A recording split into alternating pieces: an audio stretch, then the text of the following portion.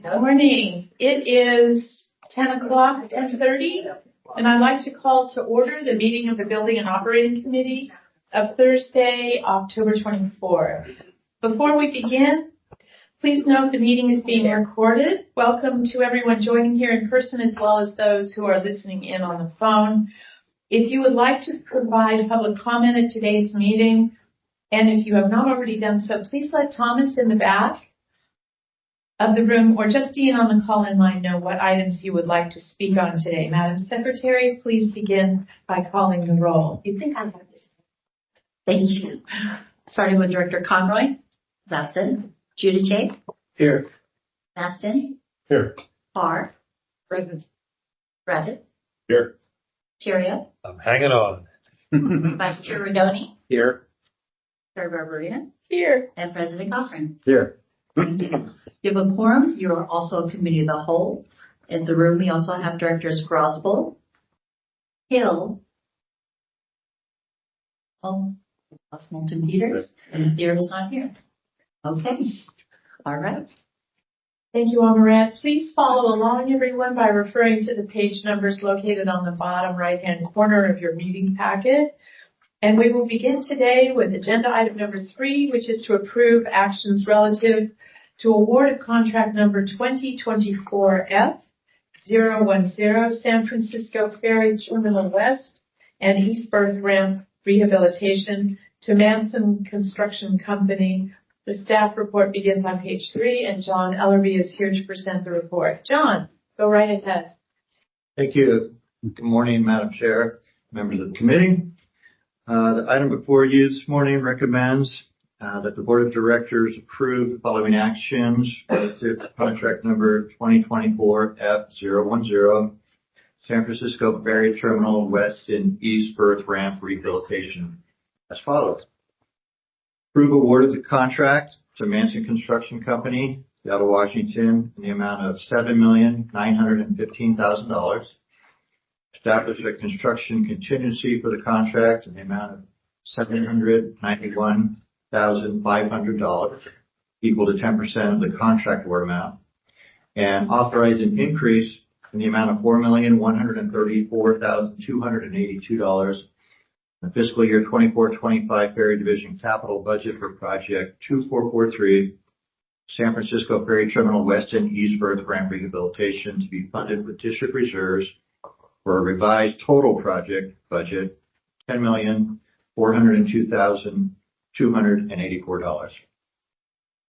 Okay, the San Francisco Ferry Terminal, it's the district's primary terminal for receiving ferry passengers from the North Bay. The facility was constructed in 1978.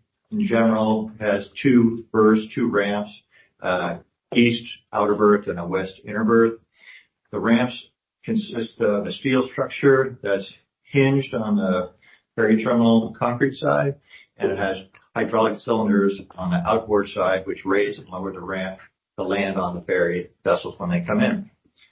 In 2001, during a facility inspection, a crack was found on the outer east berth ramp. Further inspections were performed after that, and cracks were found not only on the east but the west ramp. They were analyzed, and it was determined that the extent and severity was such that the facility had to be shut down.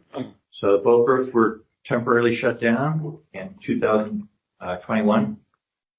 An emergency contract was put together to repair the west berth. The west berth was determined the cracks were not as severe as the east berth, so an emergency project was put together, and in February 2023, the repairs were completed on that west berth. But the east berth had much more extensive damage to it. It was also determined that the hydraulic systems of both ramps were compromised and not functioning properly, contributing to the cracks. So we wanted to repair the underlying cause of what these cracks are so it didn't occur again. So 2 projects were initially developed, one for the west hydraulics and one for the east, to do both the structural and the hydraulics. We came to the board in March of 2024 to combine those because we were looking at the laydown area and the permitting with the Port of San Francisco. It would prove to be more efficient to combine the two projects. So on July of 16, 2024, we advertised bids for this construction contract, and you can see the long list of project scope here. The scope entails, in essence, taking the east berth, lifting it up, bringing it to a dry dock facility and doing the majority of the repairs there. Once that is completed, that will be put into operation. The west berth will then be taken out of operation and repairs will be made in place to that ramp. On July 16th, bid solicitation documents were posted on the district's web page. And then on September 25th, 3 bids were received, as noted here. One of the bids noted here, Tully Consulting Group, appeared to have been in error. They are a small firm providing consulting services and not a prime contractor, and were deemed to be not responsive. The 2 bids, construction bids, came in higher than the engineer's estimate. And so we analyzed those, trying to determine what was going on there. The work is very technical, lifting up the ramp and removing it from the site. Not a lot of contractors can do that, and it's also, tricky work. The hydraulics are also specialty items. The new tubing is all stainless steel, and there's also electrical work that needs to be done both in place and over the water. So looking at those, it appears that we underestimated our engineer's estimate. And looking at the 2 bids, it appears that this is the current conditions of the market, and they appear to be fair and reasonable for this work. There was a small business enterprise goal of 11.4%, and unfortunately, that goal was not achieved. The second bidder did not achieve that goal either. We're 3.9%. This contractor, they did do good faith effort. They did a lot of outreach. They worked with our DBE person, but they, at this time, do not anticipate any SBE participation for this contract. So engineering staff and the attorney determined that Manson Construction Company, with the bid price of $7,915,000, is the lowest responsive and responsible bidder. And staff recommends award of the contract 2024 F010 to Manson Construction Company. It's also recommended that construction contingency in the amount of $791,500 for 10% be established, considering the complexity of the project and the possibility of unforeseen circumstances during construction. Engineering staff also performed an analysis of the level of effort necessary for staff, construction management, and administration during the project. The project, as I said, is going to be staged. It has to be timed with the tides, and it's over 1 year duration. And determined that the original budget amount was underestimated. So staff has estimated project staff budget be increased by $518,000, and also the construction engineering budget be increased by $289,784. And with that, I'm available to answer any questions you may have on the side. Thank you, John, for your report. I see we do have a hand up, and we'll encourage questions or comments from my colleagues as well. Go ahead, Jim. Yeah, just curious about the significant bid difference, $60 million between a Seattle company and a local company, and I was wondering, why that might be, and is it something significant that we need to be aware of? Well, Manson, even though they're located in Washington, they do local work here in the Bay. In fact, the district had a project. They did our dredging project a couple of years ago in Larkspur, so they do have a local office. Yeah, they just looked at the work differently. The difference in their bids, one was the concrete work. So there's concrete repairs. Manson, that's over the water. So Manson had a much larger price than Power Engineering, the second bidder. For the hydraulics, Power had a higher price because they have a subcontractor doing all of the hydraulic work. Manson has a supplier going to be supplying a lot of the hydraulics and then installing it themselves. So the matter of how they're looking at the work and how they're going to perform with the subcontractor themselves. Okay, thank you. Thank you, John. Thank you, Jim. Go ahead, Dick. I think you sort of answered it since we used Manson Construction before. But they're a credible company and we're confident, and we've done that analysis given what just happened on the much larger project. You feel comfortable that this is not a short project, it doesn't look like.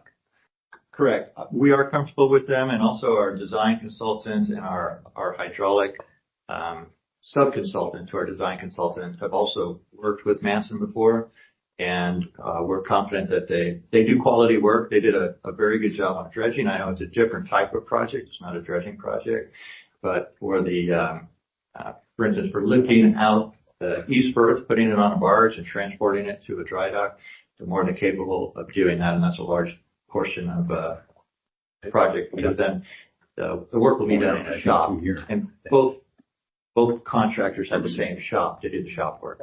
Were you surprised you only got 2 credible bids?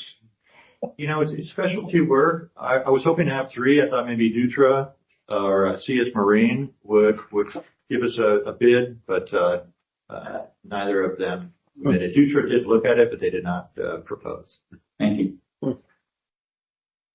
Any other questions or comments? No? Okay, that concludes our discussion on item number 3. But before we take our vote, is there anyone from the public wishing to speak on this item? We have no speakers on this item. Thank you. May I then have a motion on agenda item number 3? So moved. Thank you, Michael. Second. Good. All those in favor, please say aye. Aye. Anyone not? Let the record show there is no opposition on the motion, and it passes.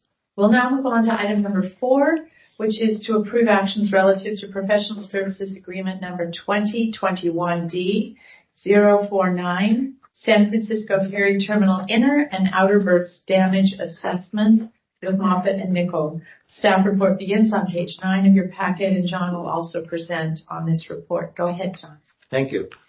So this item is tied to the previous item, and it requests recommendation that the Board of Directors approve the following actions relative to professional services agreement number 2021 F-049, San Francisco Ferry Terminal and Outer Berths Damage Assessment with Moffett and Nichol as follows.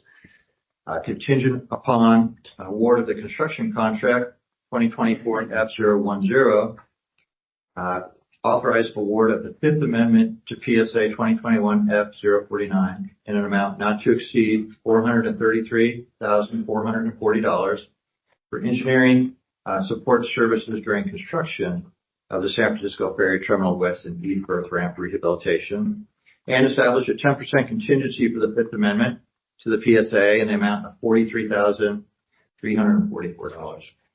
So as was noted previously, in 2021, cracks were found, and under an emergency contract, we retained Moffett and Nichol to perform a damage assessment of the ramp. So Moffett and Nichol performed that assessment. They also then performed the design for the West Berth ramp, which was constructed and repaired under emergency contract. During that time, we knew that we wanted to put the contract out for bid solicitation, so they prepared the design documents for the repair to the hydraulic system on the West Berth, and then the structural repairs and hydraulic system repairs to the East Berth. So that's all laid out in here about the previous history with Moffett and Nichol. So since they did the design and consistent with engineering practice, and as also is referenced in the original PSA with Moffett and Nichol, the administration and management of the construction of the San Francisco West and East Berth rehabilitation will require the design consultant to provide engineering support. So, for instance, there'll be requests for information, there'll be submittals, there'll be recommendations on contractors, requests for substitution. There'll also, if there are conflicts found, they're most suitable for resolving those conflicts. So that's why Moffett and Nichol should be considered responsible for the design and uniquely qualified to perform those services during construction.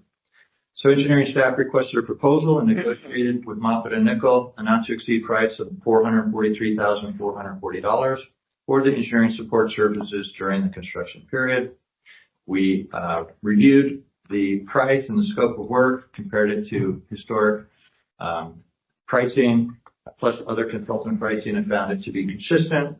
Moffitt and Nichol will be compensated on a time expended and expenses incurred, plus a fixed fee up to the authorized not to exceed amount. They are not a small business enterprise. They have one consultant, and that consultant is not SBE certified either, so there's no SBE participation anticipated at this time. The staff recommends that the Building Operating Committee recommend that the board authorize execution of the Fifth Amendment to PSA number 2021 F049 as presented in this report, conditioned upon the award of the construction contract 2024 F010, the San Francisco Ferry Terminal West and Eastburg Ramp Rehabilitation. Approval of the budget increase for Project 2443 by the Board of Directors. Staff also recommends a contingency 10%, the amount of $43,344 to be established to provide a budget in case of any additional changes or uncertainty that may develop during the work. And with that, I'm happy to answer any questions. Wonderful. Thank you again, John. And before I ask if there are any questions, and I'm certain you've already noticed this, I listed this item as number 2021D049. It was actually F. So I just needed to correct that before we proceeded on. Are there any questions on this item? No, such a comprehensive report. No questions. Thank you. Second. Well, thank you so much. And before we move on, shall we ask if there is any, I'm stunned, if there's anything from the public that, or anyone that would like to speak to this item? We have no speakers for this item. Okay. All those in favor? Aye. Opposed? Let the record show there's no opposition and the motion passes. We will now then move on to item number 5, which is to authorize award of contracts relative to request for proposals number 2024D, we'll check that, 001, On-Call IT Project Management Services. The staff report begins on page 13, and Chief Technology Officer Fong Lu is here to present the report. Fong, please go right ahead. Hi. Good morning, Chair and members of committee. Today before you is an item for the board's consideration for authorizing the execution of 6 contracts pursuant to RFP number 2024-D-001. This is an on-call IT project management services this is for professional on-call professional services for a 3-year term with 2 1-year option terms exercisable at the district's sole discretion, with the understanding that the total spent across all 6 contracts will not exceed $2 million for the life of the contracts. So the committee recommended 6 firms to be considered to be part of this on-call contract. They are Auriga Corporation, Pro LLP, FedTech LLC, 49 Technologies, Reagan Incorporation, Refine M LLC. So this will be presented tomorrow, October 25th, at the board's meeting. So as a quick background, the district's IS project management team has 3 project managers. They are responsible for all these enterprise application projects, the implementation, upgrades, project managing all the district-wide technical projects. So really there's a lot of depth and width with these projects. Well, quite often we see the need for a gap of resources, and that's where actually back in 2018 we had a similar bench contract in place, and that was for 5 years, and it just expired. So now we, are proposing a similar bench contract so that we can leverage these firms' resources when we're in the need of, filling the gap for the resource issue. Basically, in May 2024, we conducted an RP. Through the RP screening process, these 6 firms stood out as ones that met the requirements, had the expertise, experiences, and really would potentially help us to successfully manage future district software software projects. We were also able to provide our contracts as samples to other public agencies in the nation to provide opportunity for them to save costs and save time for developing these contracts. These firms, we did not set a DBE or SBE goal, but it was confirmed that Auriga and Kagan are certified DBEs, while 49 is certified as SBE. For financial impact, pretty much again, all 6 contracts will not exceed $2 million, and they will be absorbed by district's operating or capital budgets. With that, happy to answer any questions you might have. Great. Thank you, Fong, for your great report. Are there any questions on the part of my colleagues? Any comments? Okay. Yes, Dick? This is going to sound simplistic, but why do we need 6 firms? Why not focus on the 2 that are DBEs, say? I'm just curious. There are different firms that have different resources we might need with their expertise, because the width and depth of the projects we encounter at the district quite different, one from another. So there are, companies that are more focused on the transit side, other focused on enterprise applications like Maximo, like financial, ERP, for example. So in order to accommodate our, complex needs at the district, that's why we wanted to have a bench that has these firms with their unique expertise. Good explanation. Thank you. Yeah. Anyone else? Yeah, motion on agenda item number 5, please. So moved. Second? Second. Thank you. All those in favor? Aye. Is there any opposition? No opposition. I'm going to ask the public comment, however, and I apologize for that as well. Anyone from the public? No speakers from the public. Okay. We will now move on to the item number 6, which is the informational monthly report from board appointees on SMART. And I'll start off the report with.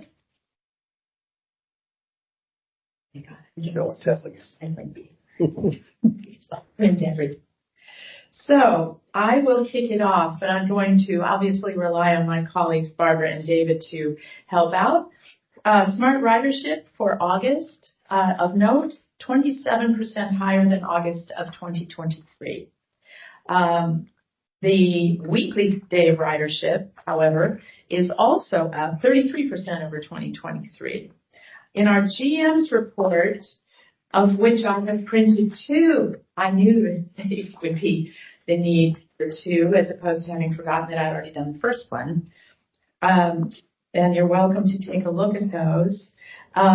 One thing of note that I might mention, and this is a soft issue, but those of us who live in Marin and Sonoma have in the past encountered naysayers of SMART to some extent. Actually, I encountered one yesterday. That was rare. It's been months since I've heard anybody say something negative. But I had the opportunity to go to the North Bay Leadership Council, and I mentioned this last week, to their board meeting. There are about 30 people on their board, business folks from Marin, Sonoma, Napa. And to a person, you completely forgot what the topic of the meeting was, which was mass transit. it was a love fest on SMART, and I'm sure it would have been a bridge too if you've been on the agenda. So it's been a sea change in terms of its perception and its adoption and welcoming into the public. I also have the GM's report, if anyone would care to take a look at it, and I think I actually noted something as I fumble through here.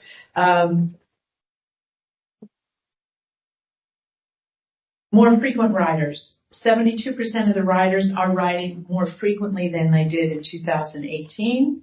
And purpose of trips are 50% work, since today was kind of a survey day, 50% work commute, 27% recreation, and 14% school. But because of the discounts to students, I think that will increase, as well as the discounts overall to seniors. So with that, there is really good news also about grant monies. So you want to flip a coin and see who gets to give that report and the extension? I'll start. I actually wrote some things down here. It must be the survey season, because our board meeting last time was all about the number of riders, what they rode, why they rode, where they started, where they left. And what I wrote down out of all of the numbers, which I thought was telling, there are two things. First is our monthly ridership is 92,800, and we're really excited about it, but that's not quite as many as how many cars cross the bridge. So, it's all relative. It's all relative.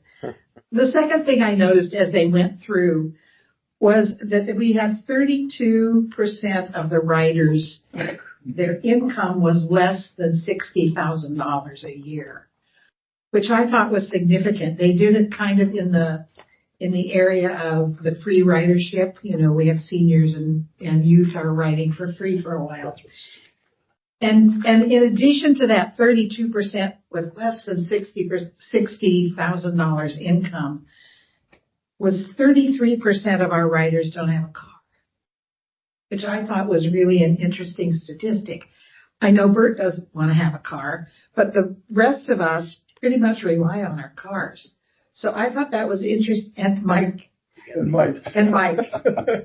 So we're speaking to the choir.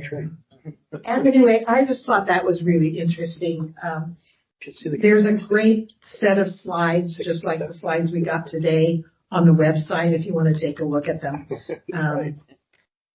72% of our riders were called frequent riders. That means they rode more than once and up to 7 times. 11% were youth riders, but of course, that's up from 5%, but we're letting them come on for free. So, that helps a little bit.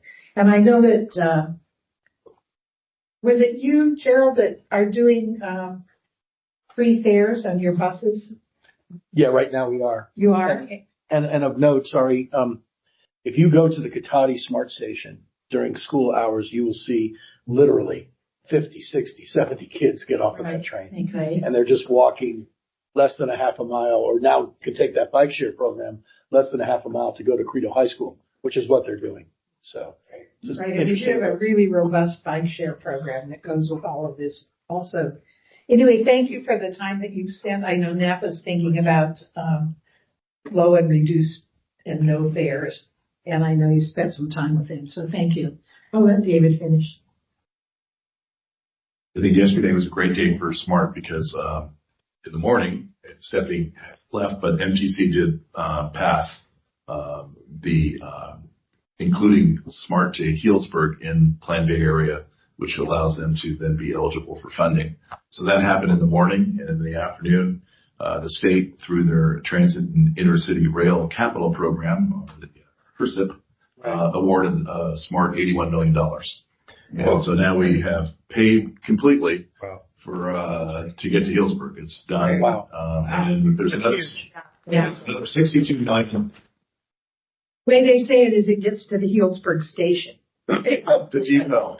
There is a debate, and obviously it's Healdsburg's to decide, I believe, whether it would go to the depot, which is just across the river, or to the square. There's a parking lot at the square. And of course, their concern was losing the parking by building the, I like the square because I think that's why you go to Healdsburg. And I think what we say is thank you very much for the 81 million. Yes. There is, come May or June, I think the Solutions for Congested Corridor, they have a $62 million grant application in there that I think they're cautiously optimistic about. And there's another $20 million grant. I'm not quite sure where that one's coming from, but that'll allow us to get even further out of Healdsburg, at least to the city limit line, I think, which is another 3 miles up to Lytton Road. And I will tell you that we are continuing to work on getting in the Plan Bay area smart to Cloverdale, partly for political reasons, for the measure itself, to satisfy the speaker, and to those who actually pass the tax. It's a fiscally constrained plan, so even yesterday, what had to happen was 2 projects from Sonoma County got removed. One was Farmers Lane Extension, which has been on the books forever and probably would never be built, and the other one is Railroad Avenue Interchange, similar. I can tell you that, and those like Hearn Avenue, which is being built now, the participation by the state on those is becoming so small. And I believe that when it's fiscally constrained, you have to put the total project amount in. And the reality is that you're not really, you're banking for a lot of money, but you're only receiving a small portion of that. So that was removed. The going to Cloverdale will have to have a larger adjustment because that's about a $350-400 million project. Although I do think that you can take the train sets out because that can be counted separately, and that might lower the overall amount. So good news there.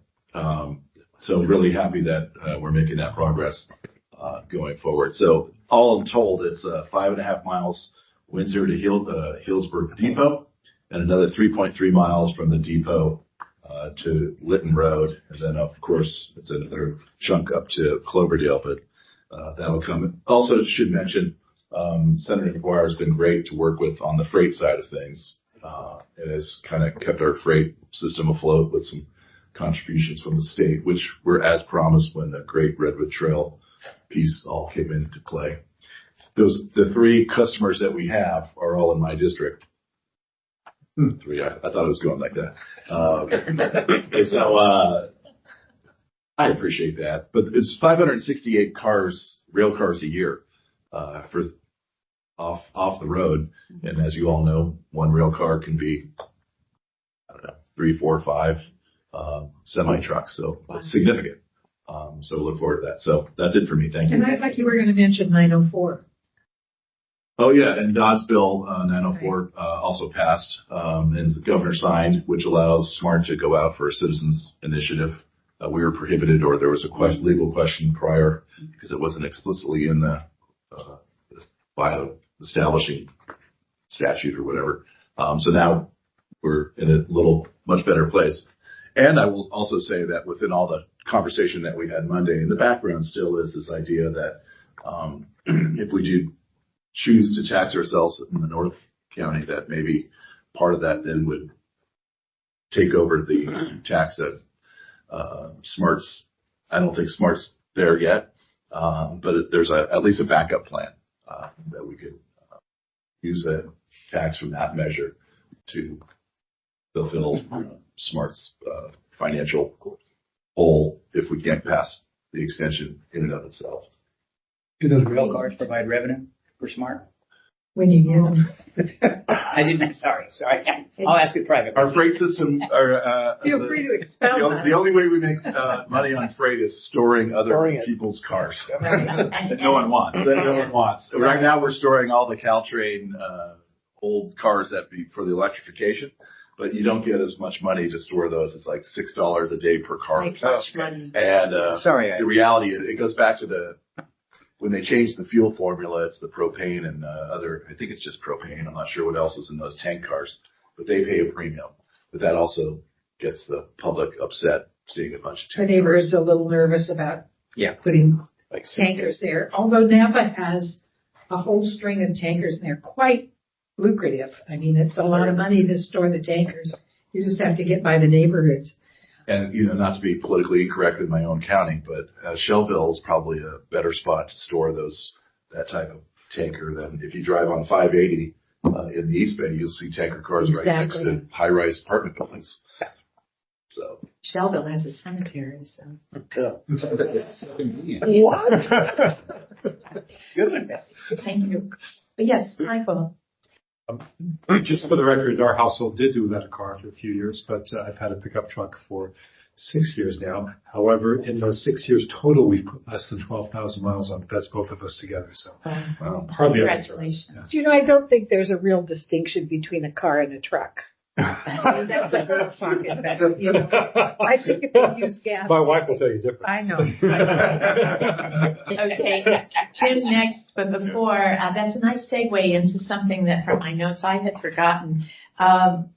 The Pathways report is also usage 24%. So Bert and Michael should be happy about that. And then I'll call on Tim. And do you have a completion date for service to Healdsburg and beyond? I just lied and said 4 years. 40? Because we've got construction crews on the tracks. Right. And that makes it easier. It won't be in my lifetime, probably. Very well. The ribbon cutting. we are looking forward to Petaluma North, which is the east side station of Petaluma opening. Smart will close down for a weekend to do testing. And part of that testing is that the quiet zones won't be so quiet because they'll be blowing their horns because of the way the electronics work or something. So look forward to that and all the phone calls we'll get, I'm sure, and the emails and complaints for hearing horns again.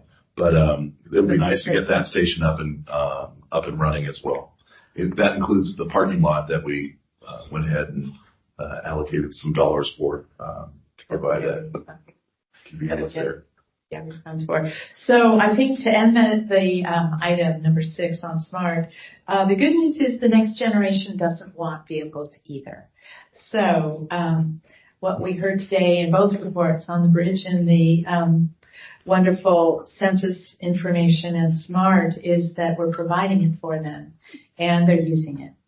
So are there any other comments on the SMART report? I not want cars or trucks. Trucks. Or probably, well, they do want freight. Sorry, Mike. That's okay. Okay. So that concludes our item 6. And before we move on, does anyone from the public wish to speak on this item? We have no speakers on this item. Okay. So no action, as you know, is required. So we'll move on to number 7, which is the status report on engineering projects. That begins on page 19 of your report, and John's here to report on this as well. Go ahead, John. Thank you. My written report is before you. I would like to highlight a couple projects that we haven't spoken about before. First, on page 48 of the packet, the second highlighted area there speaks about a project called the Bissell Point Trail Improvement Project. This is a National Park Service project. It's funded with FHWA, Federal Land Transportation Program funds. The district is not funding the construction of the project, but we are coordinating between our construction project on the Suicide Turn project and also with our bridge operations that are occurring. So the project is anticipated to begin in December. Early December 2024. It will take about a year to complete. And once it's complete, it's going to open up a brand new trail going from the Dana Bowers Point along the backside, overlooking the bay down to Conselman Road. Allow both pedestrians and bicyclists an alternate route than Alexander Avenue to get down to Port Baker and then travel further into South Toledo. The project is a little over a year in duration is what Park Service anticipates. Like I said, we're not funding the actual construction, but the district will be responsible for maintenance of the drainage inlets. The drainage inlets are designed so that if any sediment comes down off the hill, which may have been impacted with lead from our previous painting operations will be collected in those inlets, and the district will be responsible to handle and dispose of those. So I just want to bring that to your attention. It will be continue to be highlighted in the engineer's report. There's another project that is not included in the report. I'll include it next month, and that's the landside improvement projects in Sausalito. District received a grant from FTA, the Federal Transit Administration, for improvements to access basically to the district's Sausalito ferry terminal. We passed those grant funds along to the city of Sausalito because the land is owned by the city of Sausalito, and this way here they could go through the process of community outreach and come up with a project. They've been working on that for a little period of time, but they came together last year and put the project out to construction. So construction started in September. It's primarily sidewalk and landscaping and other improvements within the parking lot, wayfinding that makes it easier for our passengers to get to our ferry, and also for bicyclists to queue and store their bicycles there while waiting to get onto the ferry. So it's a good project. Again, it started in September. It'll probably take a couple months to complete. It's being phased because it does impact getting to our ferry. So the city is working with us and also with the other businesses there to try and minimize impacts to the extent that they can be minimized. So that project is going. I just want to highlight both of those and then reports before you if you have any other questions. Thank you, John, for this report. I know that Bert, you have a question. Does anyone else? Not so much a question. I'm excited about that new pathway Yes. that they're working on. I have to go down the form. I haven't done it yet, but they've been telling me about it. It's pretty exciting to see it. It is as well as access to the heat on that storage. So thank you for that. It's great. Great work, great news. Anyone from the public that wishes to speak on this item? We have no speakers. Okay. And no action is required on this item. So, colleagues, thank you. We've reached the end of our agenda. Thank you, John. May I have a motion to adjourn this meeting? So moved. Second. Thank you so much. Hearing no objection, this concludes the meeting of the Building and Operating Committee, and it would appear that it's 11:12. Thanks, everyone.